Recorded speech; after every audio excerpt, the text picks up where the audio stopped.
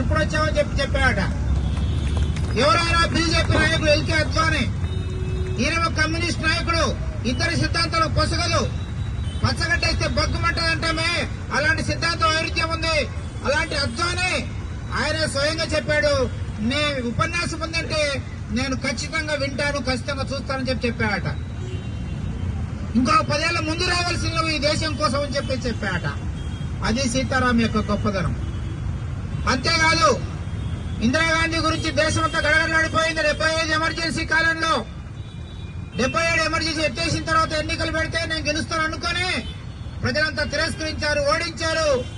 ఆమె ప్రధానిగా ఉన్నప్పుడు వాళ్ళు చదివే యూనివర్సిటీకి ఆమె ఛాన్సలర్ అంటే సుప్రీంగా ఆమె ఏం నిర్ణయం చేస్తుంది, ఆమెకు వ్యతిరేకంగా వాళ్ళ కాలేజీ నుంచి ఇంటి దాకా విద్యార్థులు తీసుకుని ఊరేంపుగా వెళ్లి నువ్వు ఛాన్సలర్ ఉండే అర్హత లేదు, నువ్వు రాజీనామా చేయాలని చెప్పేసి ఆ ముఖమని చెప్పిన ఘనత సీతారాం యేచూరి చెప్పేసి పత్రికలు రాస్తూ ఉన్నాయి. ఆ రకంగా ఆనాటి ప్రస్థానం నిన్నటి దాకా అలాగే కొనసాగింది. దేశ విదేశాల్లో సిపిఎం పార్టీ గౌరవాన్ని, గుర్తింపును పెంచాడు. ఇంతకుముందే రాముడు చెప్పినట్లుగా సుందరయ్య గారు, బసవపున్నయ్య గారు, జ్యోతిబాస్ గారు, యుఎస్ నమూద్రిపాదు, పి రామ్మూర్తి, రణదీవే, ప్రమోద్ దాస్ గుప్తా ఇలాంటి నవరత్నాలుగా మన పార్టీకి వాళ్లే పునాది పురుషులు 9 మంది.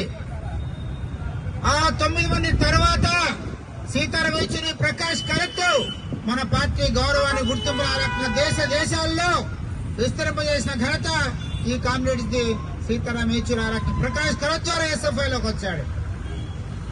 చిన్న వయసులో పార్టీ అఖిల భారత నాయకుడిగా ఎదిగాడు. 92వ సంవత్సరంలో పొలిట్ బ్యూరోలోకి వచ్చాడు. ఇప్పుడు చనిపోయిన నాటి వరకు పొలిట్ బ్యూరోలో ఉన్నాడు. అంటే సుమారుగా 30 ఏళ్ల పాటు పొలిట్ బ్యూరోలో ఉన్న ఘనత ఆయనకే దక్కుతుంది. మనలో చాలా మంది తెలుగు మాట్లాడతాం, కొంతమంది హిందీ మాట్లాడతారు, కొంతమంది ఇంగ్లీష్ కూడా మాట్లాడతారు. ఆయన 5 భాషలు అనర్గళంగా మాట్లాడగలడు. తెలుగు, హిందీ, ఇంగ్లీషు, బెంగాలీ, తమిళం అనర్గళంగా మాట్లాడగలడు. పంజాబీ, మలయాళం అర్థం చేసుకుని సమాధానం చెప్పగలడు. మన తెలుగు వాళ్లలో పివి నరసింహరావు గురించి చెప్పేవాళ్లు, ఆయన బహుభాషా కోవిదుడని, ఆయనకు సుమారుగా 12-13 భాషలు వస్తాయని. నాకు తెలిసి మన పార్టీలో, మన తెలుగు వాళ్లలో ఇన్ని భాషలు మాట్లాడగలటువంటి ఏకైక నాయకుడు సీతారాం యేచూరి అని చెప్పేసి మీకు మనవి చేస్తున్నాను.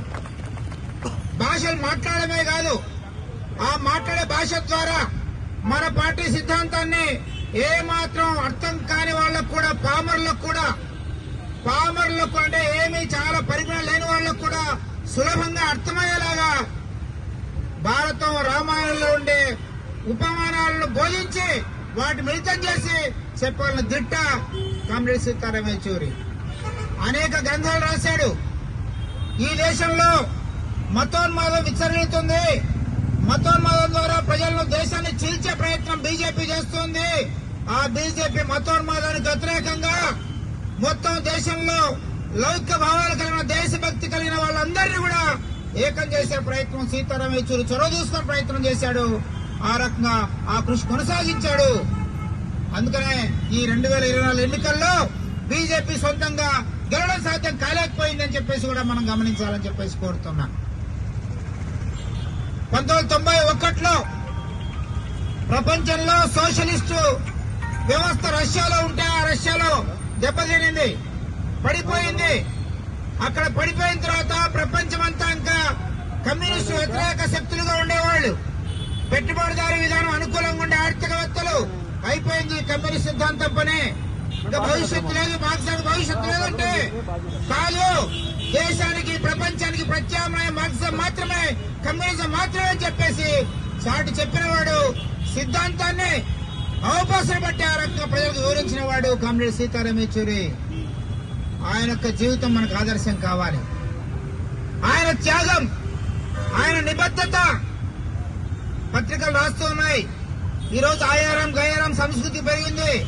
పదవుల కోసం, అధికారం కోసం అంగీలు మార్చిన సులభంగా పార్టీలు మార్చే ఈ రోజుల్లో నమ్మిన సిద్ధాంతానికి కట్టుబడి 50 ఏళ్ల పాటు ఎన్ని కష్టాలు వచ్చినా, ఎన్ని నష్టాలు వచ్చినా, ఎన్ని ఇబ్బందులు వచ్చినా చెక్కు చెదరకు నిలబడ్డ సీతల బీచ్ అని చెప్పేసి పత్రికలు